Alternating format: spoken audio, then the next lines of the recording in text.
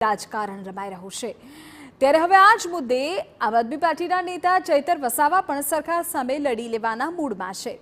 આમ આદમી પાર્ટીના ધારાસભ્ય ચૈતર વસાવાએ છોટાઉદેપુર જિલ્લાના અલગ અલગ તાલુકાઓની મુલાકાત લીધી, જ્યાં એકલબારા ગામે નજીકના ખુલ્લા ખેતરમાં 800થી વધુ સાયકલ પડી હોવાની માહિતી મળતા તે ત્યાં પહોંચ્યા। ચૈતર વસાવાનો આક્ષેપ છે કે છોટાઉદેપુરના અનેક સ્થળો પર આ જ રીતે સાયકલો કાટ ખાતી નજરે પડી રહી છે। સાયકલ પર વર્ષ 2023માં લખવામાં આવ્યું છે, છતાં જરૂરિયાતમંદ દીકરીઓને તેનો લાભ મળ્યો નથી। ચૈતર વસાવાનું કહેવું છે કે સાયકલની ચકાસણી કરીને તાત્કાલિક ધોરણે આદિવાસી સમાજની દીકરીઓને તેનો હક આપવામાં આવે। તેમણે આક્ષેપ પણ કર્યા કે સરકારની ઘોર બેદરકારીના લીધે આ પરિસ્થિતિ સર્જાઈ છે। જો સરકારે આ અંગે યોગ્ય પગલાં ન લીધા તો આમ આદમી પાર્ટી દ્વારા આ મુદ્દે લડત ચલાવવામાં આવશે।